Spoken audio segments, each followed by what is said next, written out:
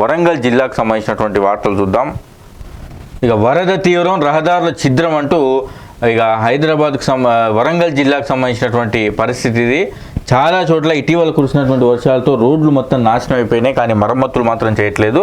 ఇక ఏ రహదారి ఎక్కడి నుంచి ఎట్లా పోయింది అని చూద్దాం. నర్సంపేట వరంగల్ ప్రధాన మార్గం ఇది నర్సంపేట నుంచి మహేశ్వరం వరకు 3 కిలోమీటర్లు విస్తరించి ఉంటుంది.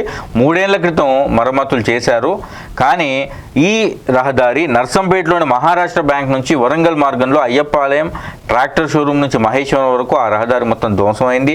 సెయింట్ మేరీ పాఠశాల ఎదుట కూడా రహదారి కోతకు గురైంది. ఇక దీంతో ఈ గుంతల నుంచి వెళ్లేందుకు ప్రజలు తీవ్ర ఇబ్బందులు పడుతున్నారు. ఇది ఇక నల్లబెల్లి మండలం నర్సింగపురం నుంచి మేడిపల్లి వరకున్న 5 కిలోమీటర్ల రహదారి కూడా అక్కడక్కడ గుంతలమయమైంది. ఇంకా ఇదైతే గీసుకొండ మండలం మునుగొండలో చాలా దారుణమైనటువంటి పరిస్థితి. ఇక రోడ్డు దాదాపుగా మొత్తం ధ్వంసమైందని చెప్పొచ్చు. ఇది ఖానాపురం రోడ్డుకు సంబంధించిన పరిస్థితి. ఇది ఖానాపురం నుంచి పాకాల వరకు ఈ రహదారి కూడా చాలా చోట్ల గుంతలమయమైపోయింది. ఇక వరంగల్ టౌన్లోనే, వరంగల్ నగరంలోనే పోతన నగర్ నుంచి మణిదీప గార్డెన్ వరకు ఉన్నటువంటి రోడ్డు పరిస్థితి ఇలా మారింది. ఇక ఇవి రోడ్లకు సంబంధించినటువంటి వార్త. వరంగల్ జిల్లాకు సంబంధించినటువంటి వార్తలు చూసాం.